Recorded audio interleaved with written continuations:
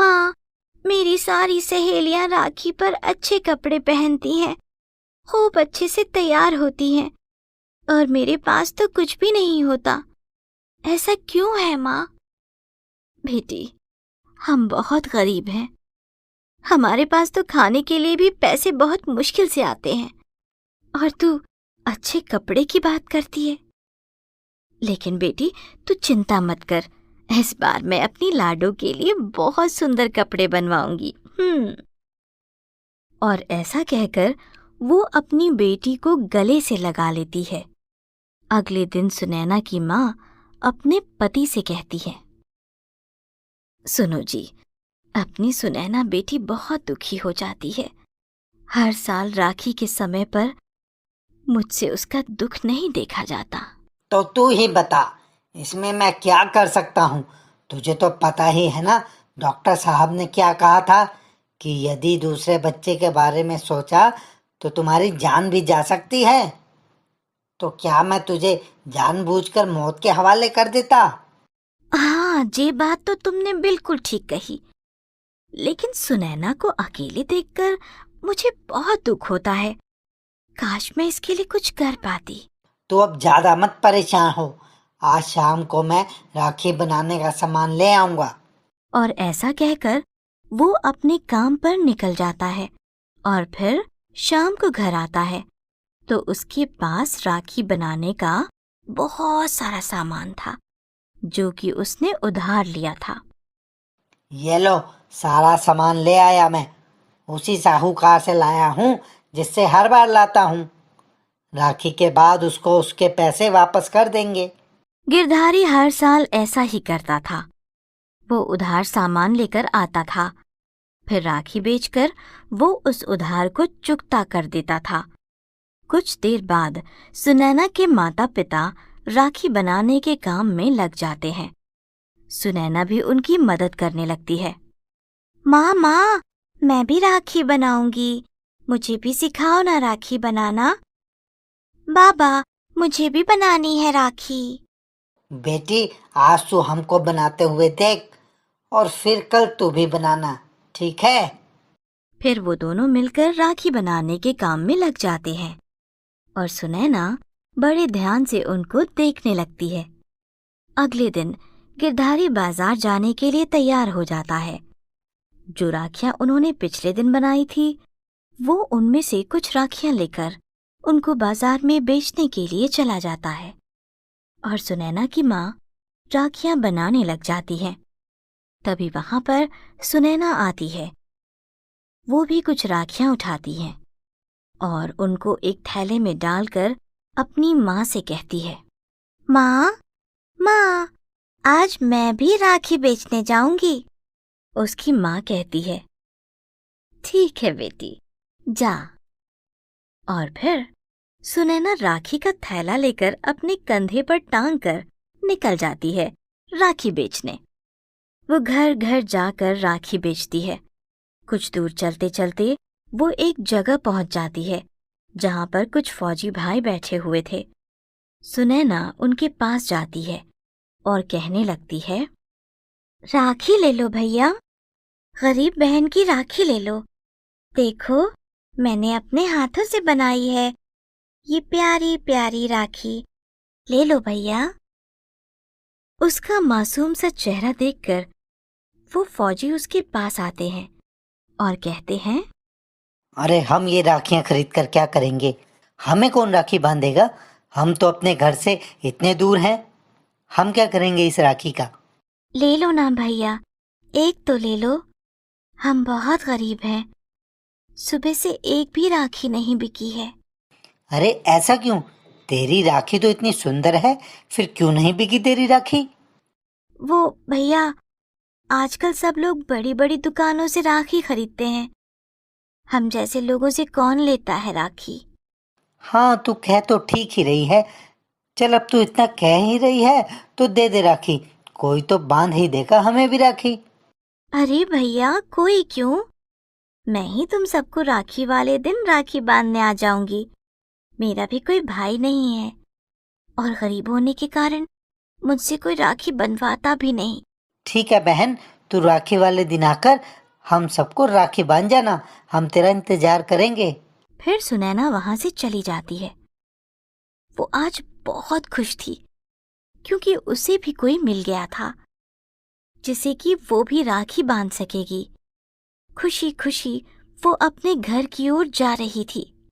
ओ सुनैना, कहाँ जा रही है? आज तो बड़ी खुश लग रही है, हमको भी तो बता दे। क्यों बताऊं? थोड़ा इंतजार करो, राखी वाले दिन तुमको पता चल जाएगा कि मैं इतनी खुश क्यों हूँ। घर पहुंचने पर सुनैना की माँ भी उसको खुश देखकर पूछती है, सुनैना बड़ी खुश लग रही है आज तो। लगता है तेरी सारी राखियां बिक गई हैं। बता ना क्या हुआ? हाँ माँ, सारी राखियां बिक गई।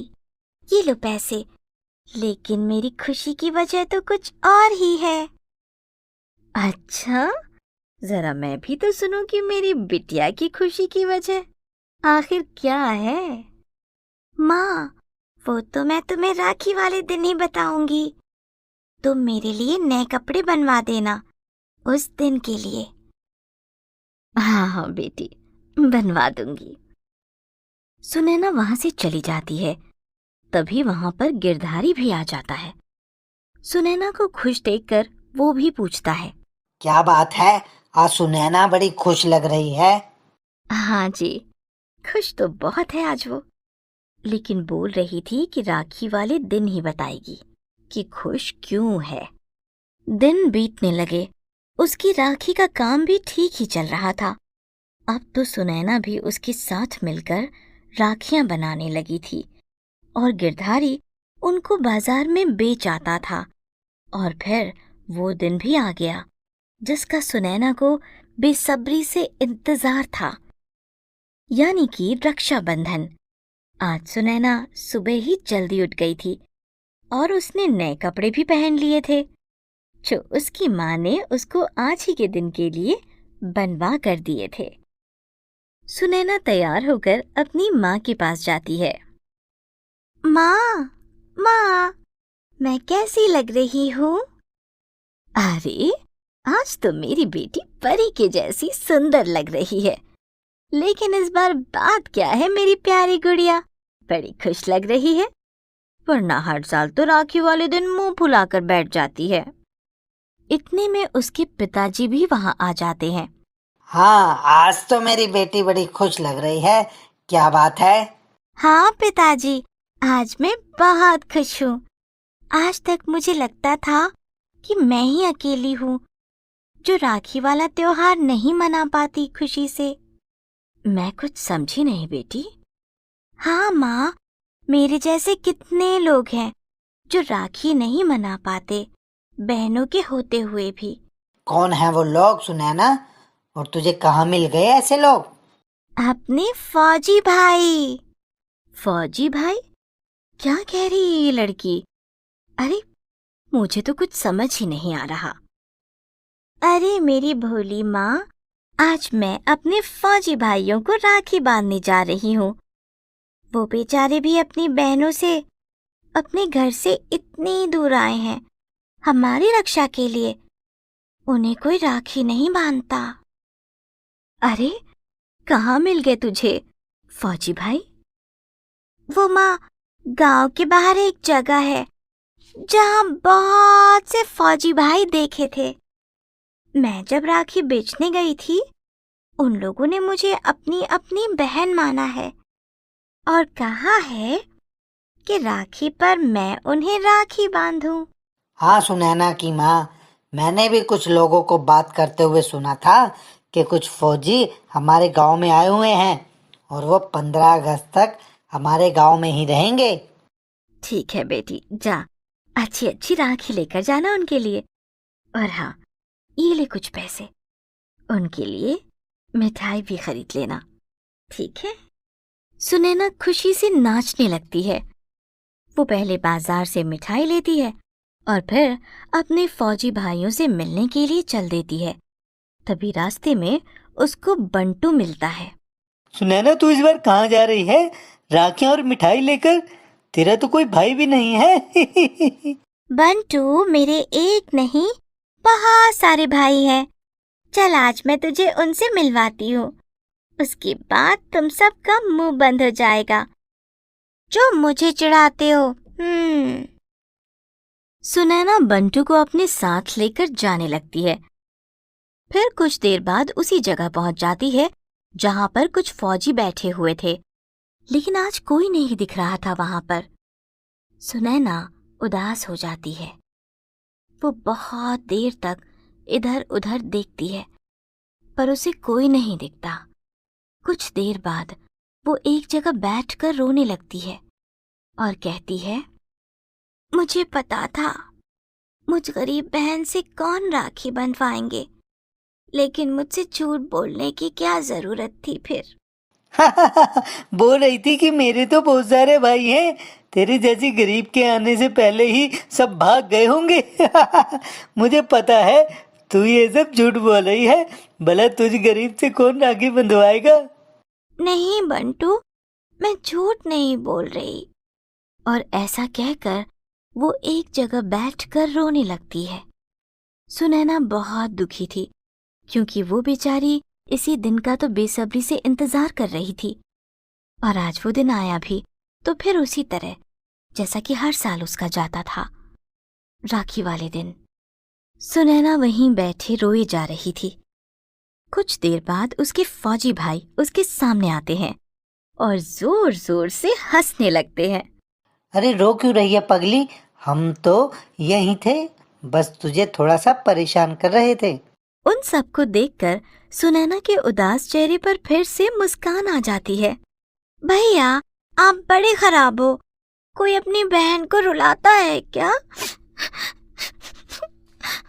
हमें माफ कर दे बहन, चल जल्दी से राखी बांध दे। बहुत सालों बाद हम भी आज राखी मनाएंगे, वो भी अपनी इस प्यारी सी बहन के साथ। फिर सुनैना एक एक करके सबको राखी बांध देती है। सब लोग सुंदर सुंदर राखी को देखकर बहुत खुश होते हैं। सुनैना भी बहुत सालों बाद इतनी खुश लग रही थी। देखा बंटू, मैंने कहा था ना, मेरे बहुत सारे भाई हैं। ये देख। बंटू अपने कहे पर बहुत शर्मिंदा था। वो सुनैना से माफी मांगता है और उसे दोबारा कभी तंग ना करने का वचन देता है। आज सुनैना का सपना पूरा हो गया था।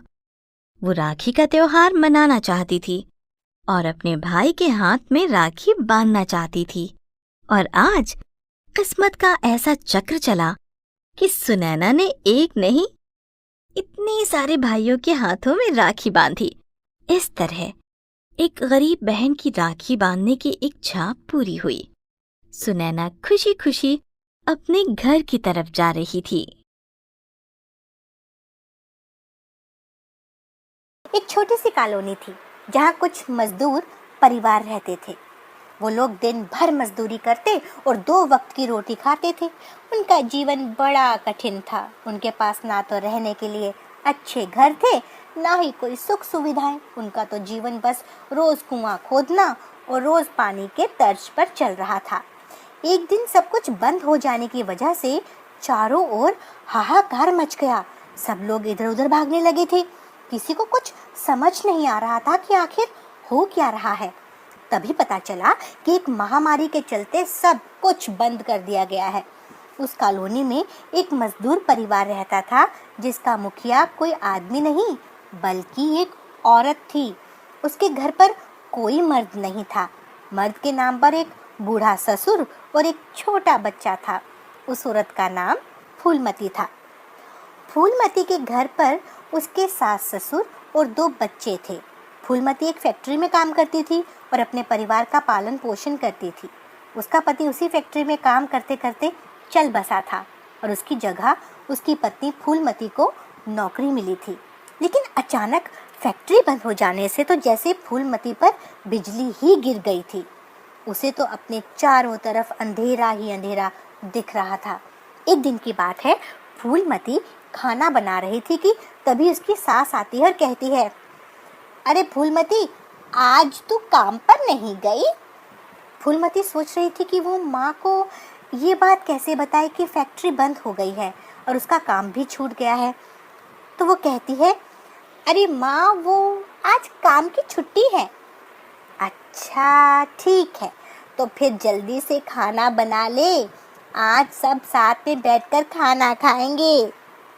वो सब लोग साथ में खाना खा रहे थे कि तभी गट्टू नाम का एक आदमी आता है जो कि फूलमती के साथ फैक्ट्री में काम करता था।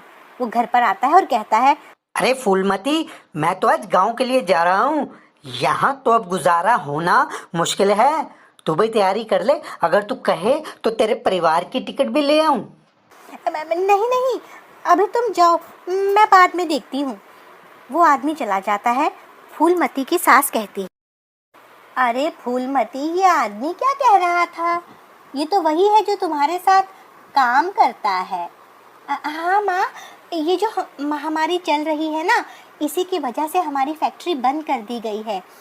अब जब फैक्ट्री खुलेगी तभी काम मिलेगा।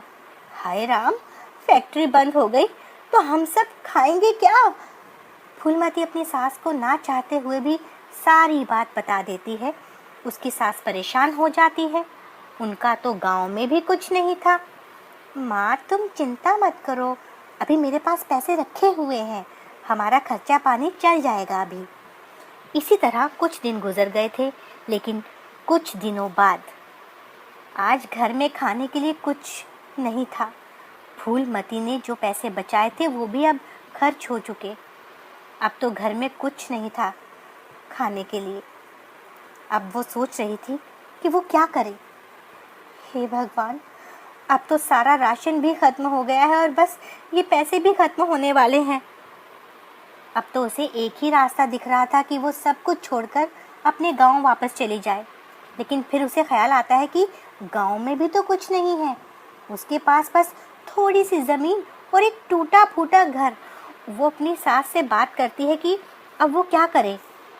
उसकी सास कहती है, फूलमती, गांव जाने से तो कुछ नहीं होगा, वहाँ तो कुछ भी नहीं है हमारे पास।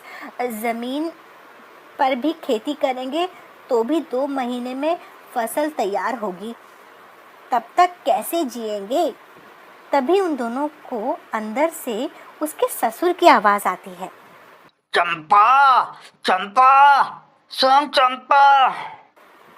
फूलमती और उसकी सास जब अंदर जाकर देखते हैं तो उसके ससुर ज़मीन पर गिरे हुए थे। वो पास जाती है तो देखती है कि वो तो बेहोश थे। फूलमती उन्हें जल्दी से बिस्तर पर लेटा देती है। कुछ देर बाद उसकी सास देखती है कि उसके ससुर को तो तेज़ बुखार है। उसकी सास को समझ नहीं आ रहा था कि वो क्या करे। फूलमती, हमें इन्हें अस्पताल ले जाना पड़ेगा। ऐसा कहकर वो दोनों मिलकर अपने ससुर को उठाकर घर के बाहर ले जाती हैं। लेकिन बाहर आकर देखती है कि सब दुकानें बंद थीं। सड़क पर कोई भी गाड़ी नहीं चल रही थी। अस्पताल भी दूर था। उन्हें कुछ समझ नहीं आ रहा था कि वो क्या करे। अब हम क्या क्या करें? इनको कैसे अस्पताल ले जाएं? कोई मदद करो हमारी, कोई अस्पताल ले चलो इन्हें, नहीं तो ये मर जाएंगे, कोई मदद करो। लेकिन फिर भी कोई मदद के लिए आगे नहीं आता, क्योंकि सब कुछ तो बंद था और लोग बुरी तरह से डरे हुए थे। इसीलिए कोई बाहर नहीं आया, क्योंकि शहर में एक महामारी चल रही थी। तभी फूलमती को एक रेहड़ी दिखती है। वो तुरंत उसे खींच कर लाती है और उस पर अपने ससुर को लेटाकर अस्पताल की तरफ चल देती है। कुछ देर बाद वो अस्पताल पहुंच जाती है, लेकिन अस्पताल के बाहर तो लंबी लाइन लगी हुई थी। धूप बहुत तेज थी। फूलमती की सास भी बूढ़ी थी, उससे खड़ा नहीं हुआ जा रहा था। फूलमती इधर उधर भाग रही थी। उसे कहीं से कोई रास्ता नहीं मिल रहा था अस्पताल में जाने का। इधर उसके ससुर की तबीयत और ख़राब होती जा रही थी। उन्हें बहुत तेज़ खांसी भी आने लगी थी। अब तो उनकी सांसें और भी तेज़ चलने लगी थी। फूलमती की सास अपनी बहू को आवाज़ देती है, फूलमती, जल्दी इधर आ, ये देख इन्हें क्या हो रहा है, कुछ कर, नहीं तो ये मर जाएंगे। अब क्या करूँ माँ? कोई अस्पताल के अंदर नहीं जाने दे रहा, कोई डॉक्टर भी नहीं दिख रहा। ये दवाई मिली है, ये पिला देती हूँ इन्हें, शायद कुछ आराम मिले। फूलमती अपने ससुर को दवा पिला देती है और फिर वो फिर से अस्पताल में दरवाजे की कड़ी को हो जाती है। तभी एक अस्पताल में काम करने वाला नंदू फूलमती के पास आता है। वो फूलमती को पहचान जाता है और कहता है, अरे फूलमती, तू यहाँ क्या कर रही है? तुझे पता नहीं शहर में महामारी फैली हुई है? वो मेरे ससुर की हालत बहुत खराब है, मेरी मदद करो। मैं कुछ नहीं कर सकता, अस्पताल के अंदर भी भीड़ है। तू ऐसा कर, उन्हें घर ले जा और घर पर ही उनका इलाज कर। मैं कुछ दवाई दे देता हूँ। तभी उनकी सास भागकर फूलमती के पास आती है और फूलमती से कहती है, फूलमती इनको देख तो, ज़रा ये देखो बेहोश हो गए हैं। फूलमती की तो ये बात सुनकर जैसे अपनी सुध बुद्धि खो देती है। वो भागकर अपने ससुर के पास जाती है तो देखती है कि वो तो बेहोश है। वो ज़ोर ज़ोर से रोने लगती है। उसकी सास भी वहाँ पर खड़ी थी। वो तो जैसे सदमे में ही चली गई थी कि तभी अचानक वो ज़मीन पर गिर जाती है। फूलमती अपनी सास को हिलाती है और कहती है, अरे माँ, तुम्हें क्या हुआ? उठो माँ, उठो। हे भगवान, अब मैं क्या करूँ? कोई मदद करो मेरी। फूलमती थक हार कर वहीं ज़मीन पर बैठ जाती है और रोने लगती है। हे भगवान, अब मैं क्या करूं? उधर मेरे ससुर बाहर पड़े हैं और इधर मेरी सास को ना जाने क्या हुआ। मेरी मदद करो भगवान, मेरे बच्चे भी घर पर अकेले हैं। मेरी मदद करो भगवान, मेरी मदद करो। तभी नंदू एक डॉक्टर के साथ फूलमती के पास आता है। फूलमती डॉक्टर के पैर पकड़ लेती है और कहती है, डॉक्टर साहब मेरी मदद करो, मेरे ससुर बाहर बेहोश पड़े हैं, कोई देखने वाला नहीं है उन्हें, और ये मेरी सास है, इन्हें भी न जाने क्या हो गया है, देखिए मेरी मदद कीजिए। डॉक्टर उसकी सास के पास जाता है और उसका इलाज करने लगता है। देखो, मैं तुम्हारी सास को दवाई दे देता हूँ, ये थोड़ी देर में ही होश में आ जाएंगी। लेकिन डॉक्टर साहब, मेरे ससुर जी, इनकी जान बचा लो डॉक्टर साहब। तभी एक नर्स वहाँ आती है और डॉक्टर को बुलाती है। डॉक्टर, 7 नंबर वाले पेशेंट की तबीयत बहुत ख़राब हो गई है, उनको सांस लेने में प्रॉब्लम हो रही है, आप जल्दी से चलिए। हाँ, मैं अभी आता हूँ। देखो फूलमती, मुझे अभी जाना होगा और जो दवाई दी है वो अपनी सास को दे देना। डॉक्टर वहाँ से चले जाते हैं। फिर नंदू फूलमती के पास आता है और कहता है, देखो फूलमती, तुम अभी अपनी सास को लेकर यहाँ से जल्दी चली जाओ अपने बच्चों के पास। ये बहुत ही खतरनाक बीमारी है और इंसान से दूसरे में बड़ी जल्दी फैलती है। तुम्हारा ज़्यादा देर बाहर रुकना ठीक नहीं है। अपने बच्चों के बारे में थोड़ा सोचो। लेकिन नंदू, मेरे ससुर। देखो फूलमती, जो भी इस दुनिया में नहीं रहा उसका। नंदू अपनी बात पूरी करता कि तभी फूलमती के पड़ोस में रहने वाला एक आदमी वहाँ आता है और फूलमती को बताता है कि घर में उसके बच्चे अकेले हैं और रो रहे हैं। फूलमती, जल्दी घर जाओ, तुम्हारे बच्चे रो रहे हैं। फूलमती वहीं ठेली लेकर आती है और अपनी सास को उस पर लेटाकर घर की तरफ चल देती है। हे भगवान, जब माँ जी मुझे ससुर जी के बारे में पूछेंगी तो मैं क्या जवाब दूंगी? फूलमती यही सोचती हुई अपनी सास को ठेली में लेकर जा रही थी। वो जैसे ही घर पहुंचती है तो देखती है कि उसके बच्चे भी उसका इंतज़ार कर रहे थे। मामा, तुम कहाँ चली गई थी हमको छोड़कर? ये दादी को क्या हुआ माँ? कुछ नहीं बेटी, अभी तेरी दादी होश में आ जाएगी। माँ, दादाजी कहाँ पर हैं? फूलमती रोने लग जाती है। तभी उसकी सास भी होश में आ जाती है। फूलमती, तेरे ससुर कहाँ हैं बेटी? क्या उनको होश आया? फूलमती से कुछ बोलते नहीं बन रहा था। वो कुछ नहीं बोल सकी और घर के अंदर बैठकर रोने लग जाती है। फिर कुछ दिनों बाद उसकी सास ठीक हो जाती है। अब तो घर में कुछ नहीं था खाने के लिए। बहुत दिनों से उन लोगों ने पेट भर खाना भी नहीं खाया था। तभी कुछ लोग गरीब लोगों की मदद के लिए आगे आते हैं और गरीबों की बस्ती में खाना बांटने के लिए आते हैं। फूलमती को भी खाना मिलता है। वो खाना लेकर खुश होती है। सब लोग खाना खाते हैं। अब तो हर रोज़ कोई ना कोई उन्हें खाना दे जाता था। कुछ दिन तो ऐसे ही निकल गया। लेकिन एक दिन फूलमती की तबीयत अचानक ख़राब हो गई। उसे तेज़ बुखार हुआ था और खांसी भी आ रही थी। उसकी सास ने उसे दवाई दी, लेकिन फिर भी उसकी तबीयत में कोई सुधार नहीं आया। उसकी सास उसे अस्पताल ले गई, लेकिन अस्पताल में तो उसे जगह नहीं मिली, तो उसकी सास उसे घर ले आई। कुछ लोगों ने जब वो अस्पताल में भर्ती थी, इस महामारी के घरेलू इलाज के बारे में बताया था, तो उसकी सास ने वही सब किया। उसने कुछ जेवर रखे थे, उन्हें गिरवी रखा और उससे दवाइयाँ और कुछ खरीदा और फूलमती को वो सब दिया जो इस महामारी में देते थे। ले फूलमती, ये दवाई खा ले। सास ने कुछ दिनों तक फूलमती की बहुत सेवा की। उसने समय पर दवाइयाँ, काढ़ा, फल, हल्दी वाला दूध दिया और कुछ दिनों बाद फूलमती की हालत में सुधार आया। अब वो बिल्कुल ठीक हो चुकी थी। माँ जी, आपने मेरी जान बचा ली, वरना आज मैं जिंदा नहीं होती। नहीं बेटी, ऐसा मत बोल। तू अकेली कितनी मेहनत करके पूरा परिवार चला रही है। अब सरकार गरीबों की मदद के लिए हर महीने राशन देने लगी थी। उसी राशन से उनका जीवन चल रहा था। अब वो सब घर पर ही रहते थे और इस महामारी को खत्म होने का इंतजार कर रहे थे।